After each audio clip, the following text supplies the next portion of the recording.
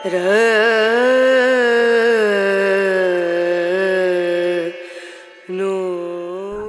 त्रिंशोऽध्यायः काञ्चन मालिनी उपाख्यान।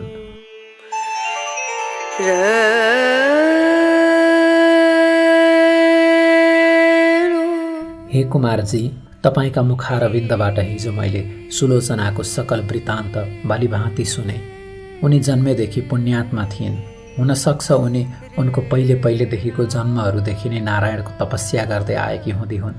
पूर्वजोनीहरूको अभ्यासको संस्कारले नै यस जन्ममा पनि नारायणको तपस्यामा तल्लीन हुन सकेकी होलिन्। किनकि ब्रह्माले र शिवले जस्तो यसै जन्ममा मात्रै लाभ हुने अस्थायी वर नारायणले दिँदै दिनुहुन्न। उहाँले त तपस्या पूरा भएपछि मात्रै काम पुर्याएर चिरस्थायी अविनाशी मुक्ति पद मात्रै वर दिनुहुन्छ र उहाँको तपस्यामा लागेका व्यक्तिले यो तपस्या जन्म जन्मान्तरमा भए पनि पूरा गर्नै पर्छ। नगरेसम्म त्यो अधुरो तपस्या पूरा गराउनका लागि त्यस साधकलाई सांसारिक विषय वासनाबाट हटाएर त्यसमा नअल्मल्याई विरक्ति आउन विष्णुले सुलोचनालाई जस्तै परिस्थिति पारिदिनुहुन्छ अरे। पूर्व जन्मका तपस्याका अभ्यासको लर्को त्यो तपस्या नटुङ्गिएसम्म हरेक जन्ममा पछि लागिरहेको हुन्छ भन्ने कुरो शास्त्रहरूले कहेका छन्। सुलोचनाको पनि यस्तै परिस्थिति हुँदो हो र यस जन्ममा पूरा गरिनहोली यसमा के आश्चर्य छ र भन्ने तर्क वितर्कले हिजो मलाई रातभरि नै पटक्कै निद्रा परेन, छटपटाइरहेँ।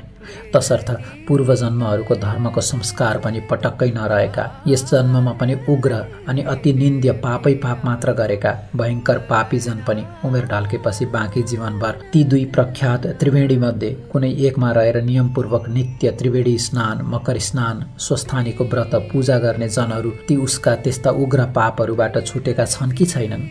छुटेका छन् भने त्यो घोर पापबाट को छुटेका छन्? अन्तमा ती कस्ता भएका छन्? कहाँ कहाँको बास पाएका छन्? आज मलाई यही कुरो सुन्नको प्रबल इच्छा जागेको छ। तीमध्ये एउटाको कथा आज सुनाउनुहोस् भनी अगस्त्य मुनिले बिन्ती गर्दा कुमारजी आज्ञा गर्नुहुन्छ।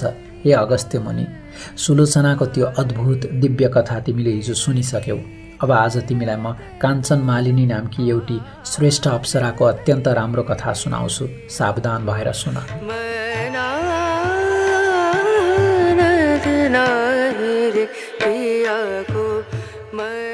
यो चलिरहेको पद्मकल्पको 28औं चौघडी भन्दा 2 घडी पहिलेको त्रेतायुगमा गन्धर्व नगरमा जन्मिएकी अत्यन्तै राम्री काञ्चन मालिनी नामकी अप्सरा चन्द्र, सूर्य, पृथ्वी यी तीनै मकर राशिमा रहेकोले कुम्भ योग परेको माघ महिनाको माघे औँसीका दिन प्रयागमा गङ्गा, यमुना, सरस्वती मिलेको सङ्गममय स्थल त्रिवेणीमा सचैल मकर स्नान गरेर त्यत्तिकै चिसो लुगाले आकाशमा उडेर कैलाशमा गइरहेकी थिइन्।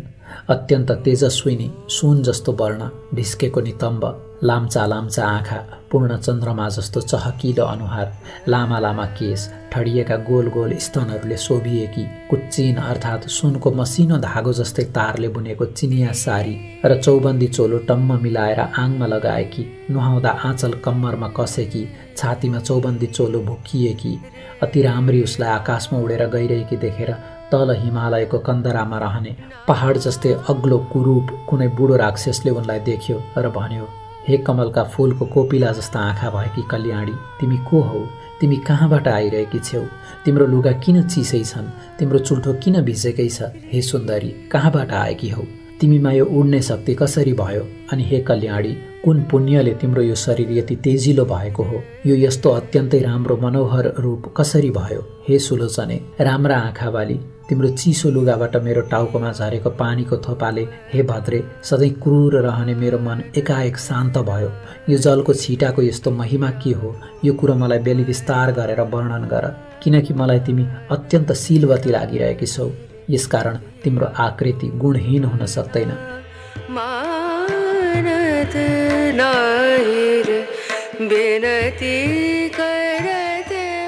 त्यस राक्षसको यस्तो कुरो सुनेपछि आफ्नो उडान रोकेर त्यो अप्सरा काञ्चन मालिनीले भन्न थाली, हे राक्षस, सुन, म आफ्नो इच्छा अनुसार रूप धारण गर्न सक्ने काञ्चन मालिनी नाम गरेकी अप्सरा हुँ। अहिले म प्रयागबाट आइरहेकी छु। मैले प्रयागमा गङ्गा, यमुना, सरस्वतीको सङ्गममा नुहाएकी छु। यसै उसले मेरो केश र वस्त्र भिजेकै छ। हे राक्षस, म यतिखेर पर्वतहरूमा अति उत्तम कैलाश पर्वत गइरहेकी छु। वहाँ सुर असुर अर्थात् देव दानवले भक्तिपूर्वक पूजा गरिने पार्वतीपति महादेव रहनुहुन्छ। हे राक्षस, प्रयागको त्रिवेणी जलको प्रभावले तेरो दुष्टता हटेको हो। जुन गङ्गा यमुना सरस्वतीको सङ्गम स्थल प्रयागको त्रिवेणीमा धेरै वर्ष म करी स्नान गरेको पुण्यको प्रभावले म यतिखेर सुमेधा नामका गन्धर्वकी अति सुन्दरी छोरी भएकी छु। अब म त्यो सबै कुरा तिमीलाई बेली विस्तार लगाएर कहन्छु, तिमी मन लगाएर सुन।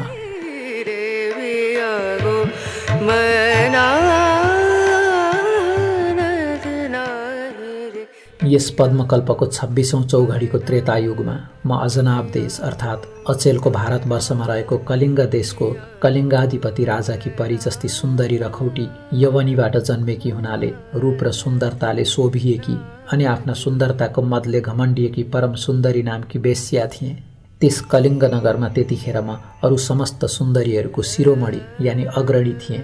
हे राक्षस, त्यस जन्ममा मैले आफ्नो तरुणाईमा आफ्ना इच्छा अनुसारका सारा भोग भोग्नासम्म भोगेँ। मैले आफ्नो यौनको रूपरूपी सम्पत्तिले त्यो सारा नगरलाई मुग्ध पारेकी थिएँ। ममा लट्ठिएका धनाढ्य युवकहरूबाट विचित्र विचित्रका मनज्ञ रत्नहरू, नाना प्रकारका गहनाहरू, समस्त धन अनि रङ्गबिरङ्गका लुगा तथा कपुर र अगरु मिश्रित चन्दन आदि यी सबै वस्तुहरू मोहिनी रूप भएकी मैले कमाएकी थिएँ अर्थात् जुटाएकी थिएँ। हे राक्षस, त्यतिखेर म आफ्नो घरमा कति सुन र कति रत्न छ त्यसको अन्त जान्दिन थिएँ, किनकि कामले पीडित भएका युवा राजपुत्रहरू र सेठ साहुका पट्ठा छोराहरू मेरा चरणको सधैँ सेवा गर्थे। मैले आफ्ना नखराले ती सबैको सर्वस्व धुतेँ। कति काम पीडित युवक त आपसमा हानाहान गरेर मरे पनि। त्यतिखेर त्यो अति रामो पुरा नगरमा मेरो त्यस्तै चाल थियो। परन्तु जब मेरो दन्दनाउँदो उमेर ढल्कियो र युवाहरूको ओइरो ओइरिन ओइलाउँदै गयो, तब मेरो मन विरक्तिँदै सोच गर्न लाग्यो कि हरे शिव, मैले जवानीमा न त सत्पात्रमा दान दिएँ, न मैले कुनै यज्ञ यागादिमा हवन गरेँ वा गराएँ, न त मैले कुनै मन्त्रको नै अनुष्ठान गरेँ, न त मैले कुनै व्रत नै नियमपूर्वक गरेँ, न त मैले धर्म अर्थ काम मोक्ष दिने भगवानको आराधना नै गरेँ, न त मैले दुर्गति नाश गर्ने दुर्गा देवीको पूजा नै गरेँ। यो जाब तुच्छ 2 दिने चटक मटके नारकीय सुखभोगको उपभोग गर्ने प्रबल लालसाले गर्दा न त सारा पाप हर्ने विष्णुको नै स्मरण गरेँ, न त उनको नाम नै जप गरेँ, न त ब्राह्मणहरूलाई असल भोजन र प्रशस्त दक्षिणाले तृप्त सन्तुष्ट नै पारेँ, न कुनै प्राणीको कल्याण हुने कार्य नै गरेँ। त्यतिखेर यौवनले दन्किएर मातिएको उमेरमा धर्मको कति पनि वास्तै नराखिकन तीमध्ये एउटा पनि पुण्य काम गर्दै गरिन। हे भद्र राक्षस, मैले त्यसरी धेरै पाप गरेँ र अन्तमा गालाका छाला चाउरिन थालेपछि ती पाप कर्मले मेरो मन भतभती पोल्न थाल्यो। तब म असाध्यै पिरिएँ र अत्यन्त चिन्ताग्रस्त भएर कुनै विद्वान ब्राह्मणका शरणमा गएँ।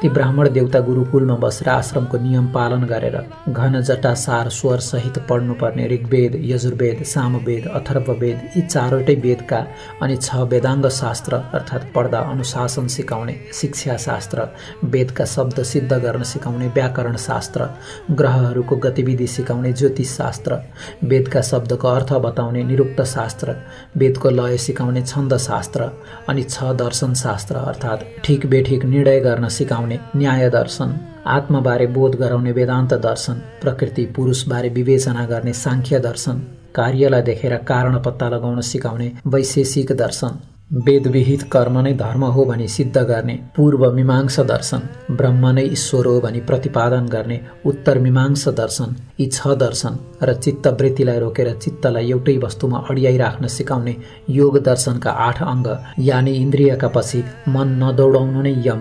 पवित्रतापूर्वक दैनिक सदाचारमा रहनु नै नियम, पद्मासन आदिमा बस्न सिक्नु नै आसन, श्वास प्रश्वास क्रिया गर्न सिक्नु नै प्राणायाम, इन्द्रियका वेगलाई रोक्नु नै प्रत्याहार, सूर्यको तेजमा मात्रै मनको एकाग्रता हुनु नै ध्यान, सुनेको कुरो यथार्थ बुझ्नु नै धारणा, प्राणलाई ब्रह्माण्डमा पुर्याई उहीँ राखी भएको अविचल स्थिति नै समाधि। यी विद्याका ज्ञाता अर्थात् जान्ने तथा गाउँ बस्तीका विद्यालय, महाविद्यालय, विश्वविद्यालयहरूमा पढाइने व्यावहारिक 14 विद्या र 64 कला विद्यामा पारङ्गत अनि लघु सिद्धान्त कौमुदीको साह्रै उपयोगी गुरुअर्थ नामको छर्लङ्गे अर्थ लेखिदिएर संस्कृत पढ्न प्रारम्भ गरेका छात्रहरू र त्यो पढाउने गुरुहरूका श्रद्धा पात्र भएका, त्यस्तै अष्टसिद्धिका ज्ञाता अर्थात् हात्तीलाई भुसुनो बनाउने अणिमा सिद्धि, भुसुनोलाई हात्ती बनाउने महिमा सिद्धि, मुसोलाई हात्ती जस्तै गह्रौँ बनाउने गरिमा सिद्धि हात्तीलाई मुसो जस्तै हलौँ बनाउने लघिमा सिद्धि, नपाइने वस्तु पाउन सक्ने प्राप्ति सिद्धि, थोरैलाई धेरै बनाउने प्राकाम्य सिद्धि, स्वयं शासक बन्न सक्ने ईशिता सिद्धि र कसैलाई पनि वशमा गराउन सक्ने वशिता सिद्धिकन साधनाद्वारा साधेका सिद्ध अनि मन्त्रले फुकेको पानी आँखामा छ्यापिदिएर रत्नाकर कहिने समुद्रभित्र रहेको महापद्म, पद्म, शङ्ख, मकर, कच्छप, मुकुन्द, कुन्द, नील, खर्ब नामका नवविधि अर्थात् सम्पत्तिका भण्डार देखाइदिने तथा अति शान्त स्वभावका अत्यन्तै शान्तिप्रिय एवं चित्तको स्थिरतासम्म इन्द्रियहरूको निरोध, दम, सत्यता, तप, शुद्धता, शौच, क्षमापन, शान्ति, मोक्षरहितता, आर्जव, बोधता, ज्ञान, विशेष बुद्धि, विज्ञान, ईश्वरमा अटल विश्वासता, आस्तिक्य, कृपापान, दया, सहृदयतापान, दाक्षिण्य यी गुण भएका तथा अति सन्तोषी, अरूको उन्नति देखेर रमाउने, कसैलाई पनि उसको कल्याण हुने कुरो मात्र कहने, मान अपमानमा समान रहने, मानिसले आकाशमा उड्न सिक्यो, पानीमा डुब्न सिक्यो, भुइँमा गुड्न सिक्यो, तर मानिसको परस्परमा कस्तो सद्व्यवहार हुनुपर्छ भन्ने कुरो सिक्न सकेन भने पिइरहने, किन्तु भूमिबाट जलबाट पैदा गरिएको हुनाले भूमिपुत्र भौमासुर कहिने, जसलाई भस्मासुर पनि भन्दछन्, त्यस्तो जसले आफ्नो आमा पृथ्वीलाई खोक्र्याएर उसको सन्तुलन बिगारेर परिणाममा विध्वंसरूपी प्रलय गराउँदछ, जसको चहल पहलले केही दिनको क्षणिक सुख दिलाए पनि समस्त जनताको शान्ति, हित र आनन्द हर्दछ, त्यस्तो दानवी भौतिक विद्यालाई पटक्कै मन नपराउने तथा 6 वेदाङ्ग अर्थात् शिक्षा, कल्प, व्याकरण, निरुक्त, ज्योतिष, छन्द अनि षड्दर्शन अर्थात् न्याय, वेदान्त, साङ्ख्य, वैशेषिक, पूर्ण मीमांसा, उत्तर मीमांसा अनि 4 वेद अर्थात् ऋग्वेद, यजुर्वेद, सामवेद, अथर्ववेद एवं योग र योगका 8 अङ्ग अर्थात् यम, नियम, आसन, प्राणायाम, प्रत्याहार, ध्यान, धारणा, समाधिका शिक्षक तथा ब्राह्मण वर्गले सिद्ध पारेका वेदका मन्त्रका प्रभावले मात्रै चुमुर्क्याउन सकिने, अरू कुनै शक्तिले पनि नजितिने अजेय दानवहरू तथा जल वा थलले सूर्यबाटै संग्रह गरेर आफूभित्र धारण गरेको वडवाग्नि नामको बिजुलीलाई प्रयोगमा ल्याएर कतिपय काममा जोताई पैसा कमाउने तथा विध्वंसकारी बाटोमा लम्कने दानवी शक्तिकारहरूलाई र तिनका उत्पादित शक्तिलाई निरन्तर ध्रुव ताराको दृष्टि परिरहने हुनाले आर्यवर्त कहिने आफ्नो पुण्यभूमि हिमालय र विन्ध्याचलको बीचको भूमिमा र त्यस भूमिमाथिको पुरै आकाशमा ढिम्किनै नदिने तथा आफ्ना पुर्खाले आफ्ना उत्तराधिकारी सन्तान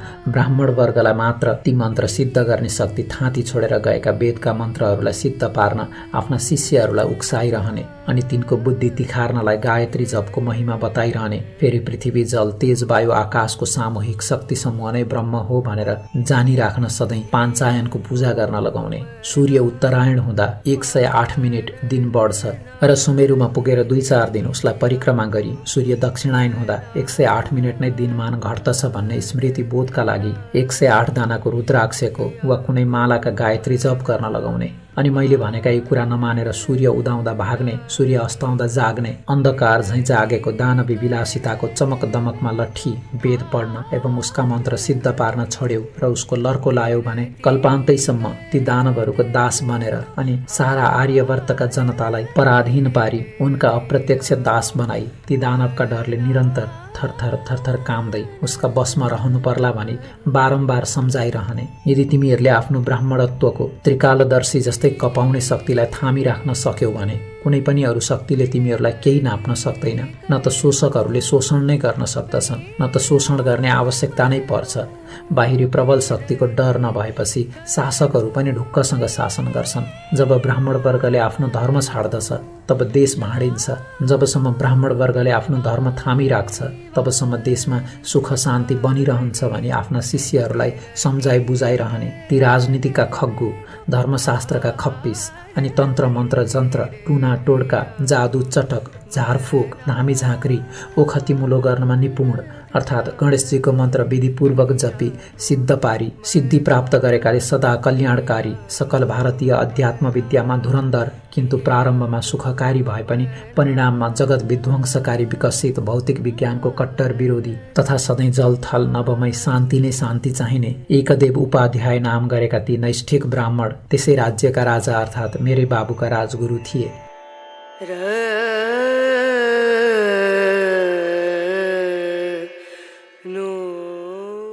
हे राक्षस, मैले उनै ब्राह्मणलाई श्रद्धा भक्तिका साथ उनका पाउमा फलफूल दक्षिणा चढाएर निकै बेर ढोगेँ र उनले इसाराले देखाएर अनुमति दिएका आसनमा दुवै घुँडा मारेर बसी हात जोड्दै गहभरि आँसु डबडबाउँदै आफ्ना सारा पाप कर्मको वृत्तान्त बताएर आफ्नो पश्चाताप रूपी तडपन सुनाएर हे ब्राह्मण देवता, मेरो यो उग्र पापको प्रायश्चित्त कसरी होला भनेर सोधेँ र हे द्विजश्रेष्ठ, त्यो पापबाट म कसरी सद्गतिमा प्राप्त हुँली? आफ्नै कुकर्मले पिरिएर तडपिरहेकी उदास मन भएकी बिचारी गहिरो पाप रूपी भासमा ग्वाम्मै भासिएकी मलाई मेरो जगल्टामा समातेर यस भासबाट बाहिर निकालिदिनुहोस्। हे ब्राह्मण श्रेष्ठ, दयाका दृष्टिले मेरो उपर करुणाका जल वर्षाउनुहोस्, किनकि सज्जनमा त सबैजना कृपालु नै हुन्छन्, किन्तु साधुहरू असज्जनमा पनि कृपालु हुन्छन्।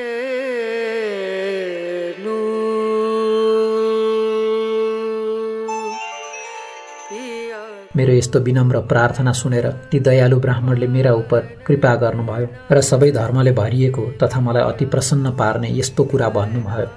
हे सुन्दरी, तिम्रा सबै निषिद्ध घृणित आचरणहरू म भलीभाँति जान्दछु। मैले भनेको कुरो झट्टै गर। अब तुरुन्तै तिमी प्रजापति ब्रह्माको क्षेत्र प्रयागमा जाऊ।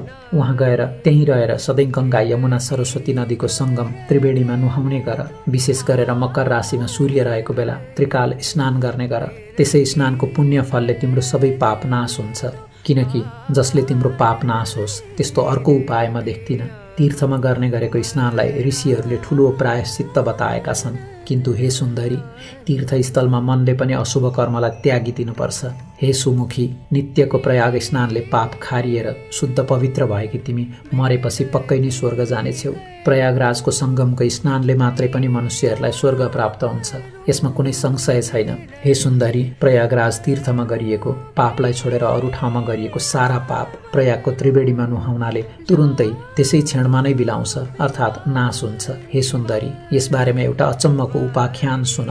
उहिले कुनै समयमा गौतम मुनिकी पत्नीलाई देखेर कामरूप शत्रुको बसमा परेको गुप्त कामुक इन्द्रले गौतमकै रूप धारेर उनलाई सुटुक्क भोग गरे। तब ऋषि पत्नी गमन गर्ने इन्द्रलाई उस स्त्रीकै सामने त्यस उग्र पापले उत्तिखेरै फल दिलायो। तब त्यस स्त्रीका पतिको श्रापको शक्तिले इन्द्रको शरीर 1000 योनिले चिन्हित भएको कुरूप, निन्दित, लाज मर्नुको हुँदो भयो। तब मुन्टु निहुराएर देवराज इन्द्र त्यहाँबाट निस्किए अनि चारैतिर तिरस्कृत, निन्दित उनले आफूले गरेको त्यो घृणित कर्मलाई निन्दा गर्न थाले र मेरु पर्वतको टाकुरोमा रहेको 100 योजन अर्थात् 400 कोस फराकिलो पानीले टम्म भरिएको, राता चुच्चा हुने सेता न सेता बडे बडे राजहंसहरूले शोभिएको, कर्याङ कुरुङका लामले तोरणिएको, रङबिरङका कमलका फूलहरू फक्रिएको, विशाल तलाउको हिमजलमा उम्रिएको कमलको कोपिलामा लुकेर बसे। त्यसै कमलमा बसेर आफूलाई तथा आफ्नै शरीरमा रहेको महान शत्रु कामदेवलाई निन्दा गर्न थाले। जुन कामले मुन्ट्याइँदा ठुला जन पनि लोकमा निन्दित भएर आखिरमा नरकमा झाकिन्छन्। काम चेष्टाले उत्पन्न भएको त्यो पाप वासना जो छ, सो आयु, कीर्ति, यश, धर्म तथा धैर्यलाई सत्यानाश पारिदिन्छ। अनेक आपत्तिहरूको निश्चित स्थान भएको त्यो दुराचारी कामदेवलाई धिक्कार छ। आफ्नै देहमा रहेको, कहिले बसमा नरहने, कहिले सन्तुष्ट नहुने, कहिल्यै नअगाउने अनि असन्तोषी प्राणी मात्रको विकट शत्रु कामदेवलाई धिक्कार छ। हे सुन्दरी, यस्ता प्रकारले कमलरूपी सदन यानि घरमा लुकेर बसेका इन्द्रले सोचिरहेको बेलामा उता स्वर्गमा इन्द्र नभएर स्वर्गको शोभा नै रहेन र त्यसपछि गन्धर्व सहित, लोकपाल सहित, किन्नरहरू सहित देवताहरू शशी इन्द्राणीका साथमा आएर सबैले देवगुरु बृहस्पतिलाई सोधे, हे भगवान, हामीहरू देवताका राजा इन्द्रका बारेमा पटक्कै केही जान्दैनौँ। उहाँ कहाँ रहनु भएको छ, कहाँ जानुभयो? अब हामीहरू आफ्ना राजालाई कहाँ खोजौँ? जसरी घरमा सुपुत्र नभए धनधान्य र गुणै भरिएको पनि कुलको शोभा हुँदैन, त्यसै गरी देवगणका साथमा इन्द्र नभइकन स्वर्ग शोभिएको छैन। हे गुरु, जे गर्दा स्वर्गलोकको शोभा बढ्दछ, चाँडै नै त्यस्तो उपाय गरी बक्सियोस्। हे गुरु, स्वर्गलाई शोभाले युक्त स्वामी भएको पारी बक्सियोस्। यस काममा ढिलो गर्नु योग्य छैन भन्ने तिनीहरूको कुरो सुनेर गुरु बृहस्पतिले उनीहरूलाई भन्नुभयो। आफूले गरेका अपराधको लाजले लज्जित भएर इन्द्र जहाँ बसेका छन् त्यो कुरो म जान्दछु। बेविचारले सहसा गरेका कामको फल अहिले इन्द्र भोगिरहेका छन्। जो जनले नीतिको त्याग गर्दछन् ती जनले बडे बडे दुःखको भोग गर्नु पर्दछ। आश्चर्य छ कि राज्यको मदले उन्मत्त भएको पुरुष गर्ने नगर्ने कामको विचारै गर्दैनन्। आफूलाई नै नाश गर्नेवाला अनेक प्रत्यक्ष वा अप्रत्यक्ष निन्दित काम गर्दछन्। दुर्भाग्यले बुद्धि मासिएका मूर्खहरू मात्रै यस्तो निन्दित काम गर्दछन्, जुन अपराध गर्नाले यहाँ पनि उहाँ पनि जन्म निष्फल हुन्छ।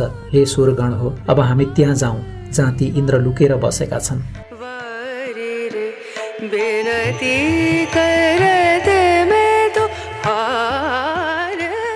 गुरु बृहस्पतिले यस्तो भनेपछि बृहस्पतिलाई नै अघि लगाएर गएका सबै देवताहरू त्यस आश्रमबाट निक्लेर उस तलाउमा पुगेपछि त्यो फराक सरोवरमा सुन जस्ता सुन्दर कमलको वन देखे अनि डिलमा उभिएर जस्तो प्रार्थना गर्दा इन्द्रलाई विश्वास पर्छ त्यस्तै त्यस्तै स्तुति गरे। तब गुरुको बुझाइले इन्द्र कमल कोषबाट बाहिर निक्ले। त्यतिखेर उनको मुख निन्याउरो मलिन थियो, शरीर विरूप थियो, लाजले उनका आँखा निहुरेका थिए अनि इन्द्रले ती आफूभन्दा जेठा गुरुको दुवै पाउ पक्रेर, हे गुरु, मलाई रक्षा गर्नुहोस्, यस पापको नाश हुने अर्थात् यस पापबाट पार पाउने उपाय बताइ बक्सियोस् भनी बिन्ती गरे। तब देवराज इन्द्रको यस्तो विनम्र वचन सुनेर गुरु ब्राह्मण बृहस्पतिले भन्नुभयो, हे देवेन्द्र, यस पापको नाश हुने उपाय म बताउँदछु, सुन। यदि प्रयागमा गएर गंगा, यमुना, सरस्वतीको संगम स्थल त्रिवेणीमा झ्वामझ्वाम 108 डुबुल्की मारे गरेर माघे औँसीका दिन नुहायौ भने मात्र पनि त्यसै क्षणमा तुरुन्तै यस पापबाट तिमी छुट्दछौ। हे देवराज, हिँड, तिम्रा साथैमा सबै वहाँ जाउँ भन्ने आफ्ना गुरुको आज्ञा सुनेपछि आफ्ना गुरु र आएका देवगणको साथै इन्द्र आकाश मार्गले माघे औँसीका दिन प्रयागमा पुगे अनि गंगा, यमुना, सरस्वतीको संगम स्थल त्रिवेणीमा 108 डुबुल्की लाएर नुहाए। तब तुरुन्तै उनी आफ्ना पापहरूबाट मुक्त भए, यानि छुटे अनि अत्यन्त प्रसन्न भएका देवगुरुले उनलाई वर दिनुभयो, हे निष्पाप इन्द्र, प्रयागमा कुम्भ स्नान मात्र गर्नाले तिम्रो पाप नाश भयो। हे इन्द्र, अब सबै पाप नासिएका तिमी यी 1000 योनिका बदला मेरो कृपाले अहिले तिम्रा 1000 दिव्य दृष्टि भइजाउन् भनेर वर दिनुभयो। त्यति नै खेर ब्राह्मणका वरले इन्द्र पनि जसरी मान सरोवर हजारौं कमलले शोभिएको छ त्यसै गरी अरूले नदेखिने दिव्य 1000 आँखाले शोभिए। त्यसपछि सबै देवताहरूले र ऋषिहरूले पूजिएका तथा गन्धर्वहरूले स्तुति गान गरिएका छँदा ती इन्द्र आफ्नो अमरावती नगरीमा गए।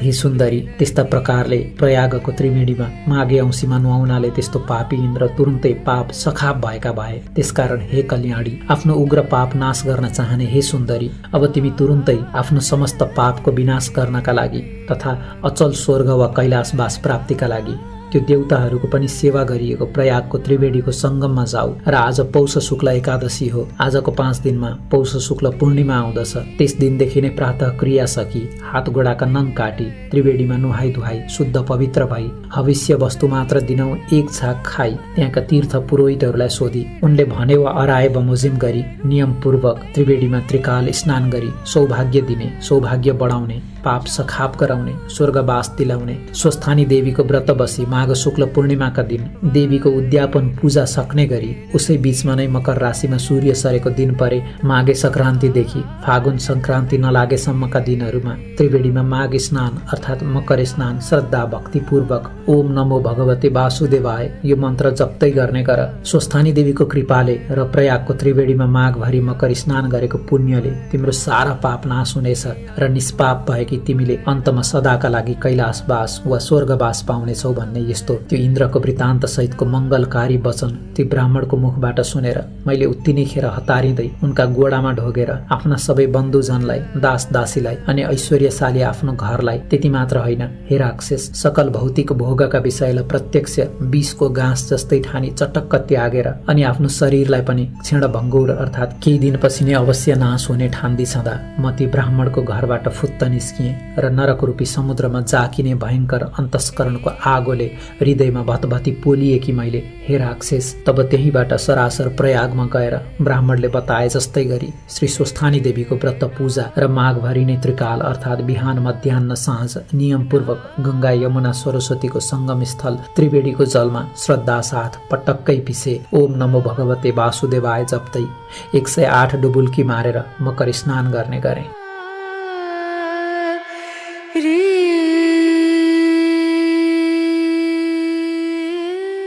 हे राक्षस, त्यस त्रिवेणीमा गरेको मकर स्नानको महिमा सुन। 3 दिन त्यहाँ लगालग मकर स्नान गरेपछि मेरो समस्त पाप नाश भयो। बाँकी 27 दिनको माघ स्नानले मलाई जो पुण्य प्राप्त भयो त्यस पुण्यले मलाई देव योनिमा जन्मायो। यतिखेर म देवी पार्वतीकी अति प्यारी सङ्गिनी भएर कैलाशमा रमाउँदै बसेकी छु। त्यसै प्रयागको मकर स्नानको प्रभावले नै मलाई यस्तो यो पूर्व जन्मको जाति स्मरण ज्ञान, इच्छा अनुसारको रूप बदल्न सक्ने शक्ति, यो खेचरी यानि आकाशमा उड्ने र उही अडिने गति, राजगुरुमा भएको विविध विद्याको ज्ञान र यो कैलाशको बास प्राप्त भएको हो। त्यसैले प्रयागको मकर स्नानको महिमा सम्झेर प्रत्येक माघमा प्रयागमा मकर स्नान गर्न म प्रयाग जाने गरेकी छु। अब कैलाश पुगेर पार्वतीका साथै स्वस्थानी देवीको पूजा गर्छु। हे राक्षस, मैले मात्रै होइन, जसले पनि मैले जस्तै गरी त्रिवेणीको तटमा बसेर स्वस्थानी देवीको व्रत पूजा र मकर स्नान गर्दछन् ती सबैले पनि स्वर्गलोक वा कैलाश लोकको बास पाउँदछन्।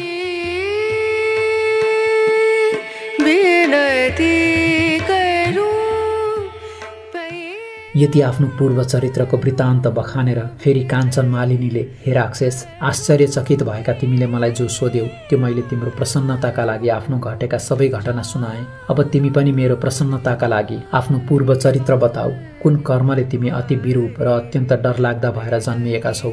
दारीजुङ्गा बढाएका, बडा बडा दारा भएका, मान्छेको मासु खाने भएर किन यो पहाडको गुफामा रहन्छौ भनेर सोधिन्। तब त्यो राक्षस भन्न थाल्यो, सज्जन जन प्रिय वस्तु दिन्छन् र गुह्य कुरो लिन्छन्, प्रेमपूर्वक बोल्छन् र सोद्धछन्। हे भद्रे, हे कल्याणी, पराईको कल्याण गर्ने बाली, ती सबै कुरा तिमीमा रहेका छन्।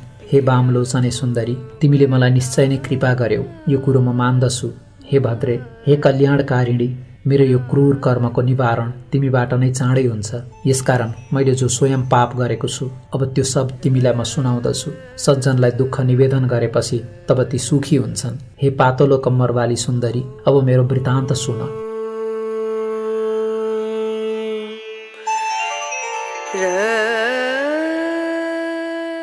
पहिलेको जन्ममा म काशीमा वेदका धेरै ऋचाहरू जान्ने, वेद विज्ञानमा पारङ्गत श्रेष्ठ ब्राह्मण थिएँ। ठूलो निर्मल कुलमा मेरो जन्म भएको थियो।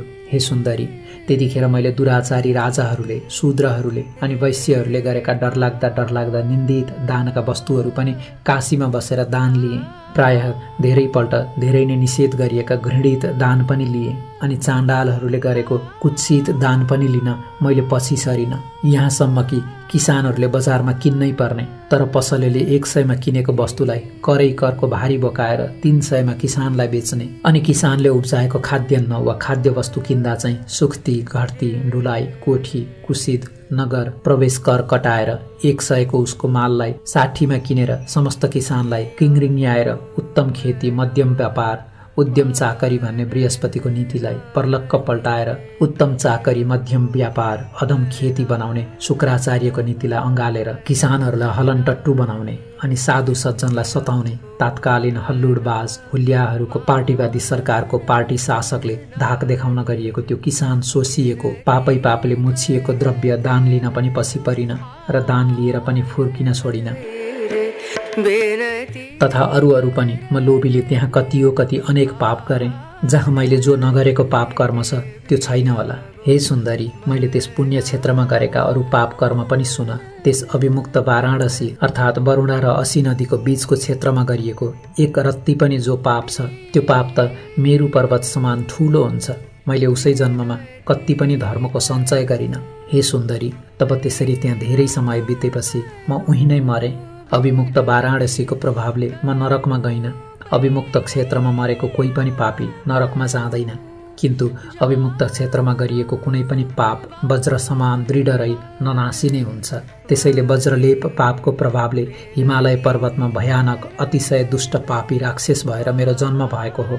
यो भन्दा पहिले 2 पल्ट गिद्ध, 3 पल्ट बाघ, 2 पल्ट सर्प, 1 पल्ट लाटकोसेरो भएर जन्मिएको थिएँ। त्यसपछि 9औं पल्ट सुँगुर पनि भएँ। हे भामिनी, हे सुन्दरी, मेरो यो राक्षसको जन्म 10वां जन्म हो। नाना प्रकारका योनिमा जन्मदै मेरा हजारौं वर्ष बितिसके। हे भद्रे, हे कल्याणकारिणी, यो दुःख समुद्रबाट मेरो उद्धार हुने उपाय छैन। हे सुन्दर आँखी भुइँबाली, यहाँ वरिपरि 3 योजन अर्थात् 12 कोशसम्मको भूमि मैले जन्तुहीन गराइसकेको छु। मैले धेरै नै निरपराधी जीवहरूको पनि नाश गरेको छु। त्यस दुष्कर्मले मेरो मन निरन्तर जलिरहन्छ। तिम्रो यो दर्शन रूपी अमृतले सोचिएको मेरो मन अहिले एकदम शीतल भएको छ।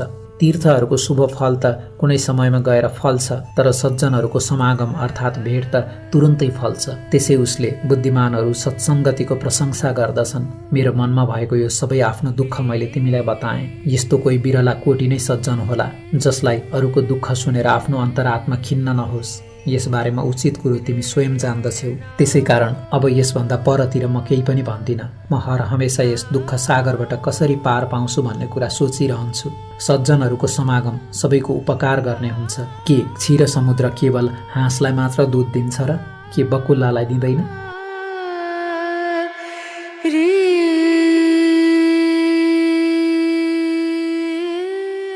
तब कुमारजीले भन्नुभयो, हे अगस्त्य मुनि, त्यस राक्षसको त्यस्ता वचन सुनेर दयालु हृदय पग्लिएकी काञ्चन मालिनीले धर्मदानमा मती गरेर अर्थात् धर्म दिने विचारले भनी, हे राक्षस, तिमीलाई म अवश्य उद्धार गर्नेछु। अहिले तिमी सोच नगर, तिम्रो राक्षसत्वबाट छुटकाराका लागि म प्रयत्न गर्नेछु। यस्तो दृढ प्रतिज्ञा गरेर भन्न थाली, मैले वर्षेनी विधिपूर्वक धेरै माघ स्नान तथा स्वस्थानीको व्रत पूजा गरेकी छु। हे भद्र राक्षस, यो सब मैले गंगा यमुना सरस्वतीको संगम, ब्रह्मक्षेत्रमा मकर स्नान र कैलाशमै श्रद्धापूर्वक स्वस्थानीको पूजा जो गर्ने गरेकी छु, त्यसको त्यो पुण्य संख्या र ती दुवै सत्कर्मका धर्मको म वर्णन गर्दछु। जस्तै विद्वानजनहरूले धर्मको आचरण गुप्त राख्नु भनेका छन्। वेद जान्ने मुनिहरू दुखीलाई दान दिने कामको प्रशंसा गर्दछन्। हे भद्र बलादमी, समुद्रमा वर्षने मेघको के फल हुन्छ र? हे राक्षस, मैले स्वयं त्यस पुण्यको फल अनुभव गरिसकेको छु। हे मित्र, तुरुन्तै तिम्रो पाप विनाश गर्नका लागि मेरो त्यो पुण्यबाट केही पुण्य तिमीलाई दिन्छु भनेर अनि आफ्नो चिसो लुगा निचोरेर तब त्यो जल आफ्नो पसरमा लिएर उसले त्यो बुढो राक्षसलाई आफूले गरेका 3वटा माघ महिनाको पुण्य दिदी भई। हे अगस्त्य मुनि, स्वस्थानीको पुण्य मिसिएको त्यसको त्यो माघ स्नानको धर्मबाट पैदा भएको त्यस पुण्यको प्रभाव सुन। त्यो पुण्य पाएर उसै बेला उसले राक्षसी शरीर त्याग्यो र सूर्य जस्तो तेजिलो देवताको आकारको भयो। हर्षले उसका आँखा खिले। देवताहरूले ल्याएको विमानमा चढ्यो। त्यतिखेर आकाशमा स्थित विमानमा उसको तेज चम्कियो। तब आफ्ना प्रभाले 10औं दिशालाई प्रकाशमान पार्दै दिव्य देह धारण गरेको त्यो राक्षसले तब मानौ दोस्रो सूर्य समानको शोभा पायो। त्यसपछि उसले त्यो सज्जन काञ्चन मालिनीलाई प्रशंसा गर्दो भयो र भन्यो, हे भद्रे, हे कल्याणी, कर्मको फल दिनेवाला जो भगवान ईश्वर छ त्यो सबै कुरो जान्दछ। जहाँ जुन पापले मेरो उद्धार हुनै सक्दैन थियो, ती सबै पापबाट तिमीले मेरो निस्तार गरिदेऊ। हे देवी, अब पनि कृपापूर्वक मेरा उपर प्रसन्न हुनुहोस्, दया गर्नुहोस् र सारा नीति नै नीतिले भरिएको कल्याणकारी शिक्षा मलाई दिनुहोस्। त्यो सबै शिक्षा निश्चय नै धर्मको आचरण गराउने वाला हुनुपर्छ, जुन गर्नाले फेरि म पाप गर्ने पापी नहुँ। त्यो त्यस्तो नीति सुनेपछि तिम्रो आज्ञा पाएर अनि मात्र म सुरलोक जान्छु।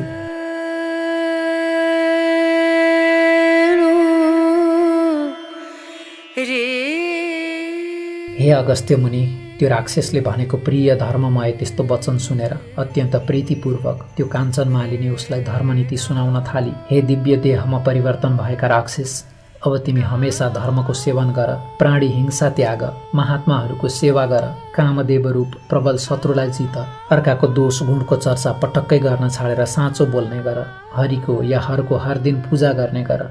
लौ अब सरासर देवलोक जाऊ। पछि मर्त्यलोकमा जन्म लिएर पनि हड्डी मासु रगत भरिएको यो शरीरमा हिरिक्क हुने आफ्नो बुद्धि तिमी त्याग। हमेशै स्वास्नी छोराछोरी माथिको हिरिक्क हुने माया ममतामा मात्रै नलागेर रात दिन यस संसारलाई क्षणभङ्गुर ठान। इच्छा शक्ति प्राप्त गराउन सक्ने योगमा श्रद्धा बढाएर त्यसैमा मात्रै तनमन लगाएर वैराग्य अर्थात् निष्प्रिय भावमा रमाउने हौ। मेरो यो धर्मको मार्ग तिम्रो प्रीतिले भनेकी हुँ। सबै कुरो मनमा राख र शील स्वभावका हौ। राक्षसी शरीरलाई त्यागेर देवताको रूप धारण गरी चम्किलो भई विमानमा बसेका तिमी अब झट्टै सुखपूर्वक सरासर स्वर्गमा जाऊ। यति धर्मनीति सुनिसकेर तब सन्तुष्ट देखिएको त्यो राक्षसले बोल्यो, नित्य तिमी प्रसन्नतापूर्वक रहे, तिम्रो सधैँ कल्याण होस्। हे वरवर्णिनी सुन्दरी, चन्द्र सूर्य रहेसम्म तिमी कैलाशमा नै महादेव शिवका नजिक रमाइरहनु अनि पार्वतीजीका साथ तिम्रो सदा अटुट प्रेम रहोस्। हे माता, तपाईँ सदा धर्ममा श्रद्धावाली, तपस्यामा निष्ठावाली हुनुहोस्। शरीरमा लोभ र ममत्व नरहोस्। दुखीहरूको दुःखलाई सधैँ हेर्ने विचार्ने गरी बक्सियोस्। यति भनेर अनि ती सज्जन काञ्चन मालिनीलाई ढोगेर त्यतिखेर देवता जस्तै भएको त्यो राक्षस धेरै गन्धर्वहरूले स्तुति गरिँदै सरासर स्वर्ग जाँदो भयो। तब त्यतिखेर त्यहाँ अक्षोदमा स्वस्थानीको नित्य पूजा गर्न आएका देवकन्याहरूले त्यो तमासा देखेर हर्षले गदगद भएका छँदा त्यहाँ आएर त्यस कान्छिन मालिनीको शिरमा फूलको वृष्टि वर्षाए। त्यसपछि उसलाई अँगालो हालेर ती कन्याहरूले, हे भद्रे, तिमीले त्यस राक्षसलाई विचित्र तरिकाले पापबाट छुटायौ भन्ने प्रिय वचन भन्दा भए त्यस दुष्टका भयले कोही पनि यस जङ्गलमा बस्न सक्दैन थियो। अब हामी निर्भय भएर यस जङ्गलमा सुखपूर्वक डुलफिर गर्छौँ भन्दै ती देवकन्याहरू आफ्नो नित्य पूजा सिद्ध्याउन अक्सोदतिर लागे।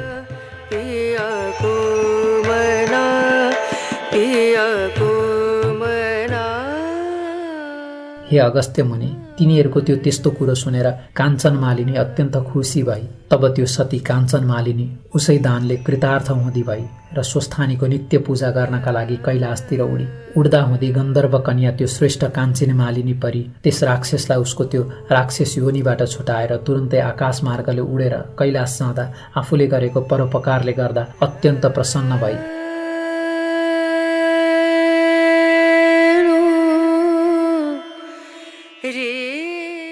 हे अगस्त्य मुनि, जो मनुष्य त्यो गन्धर्व कन्या काञ्चन मालिनी र त्यो बुढो राक्षसले कहेको यो श्रेष्ठ संवाद भक्तिपूर्वक सुन्दछ, त्यो मनुष्य सधैँ कहिल्यै पनि अधर्म गर्नतिर मन दौडाउने, आफ्ना इन्द्रियहरू रूप दुष्ट राक्षसहरूद्वारा बाधित अर्थात् पीडित हुँदैनन् र त्यसको बुद्धि सधैँ धर्ममा लागिरहन्छ। त्यसै उसले उसका परिवारलाई पनि प्रत्येक वर्ष श्री स्वस्थानीको पूजा गर्न र त्रिवेणीको मकर स्नान गर्न मन रमाइरहन्छ।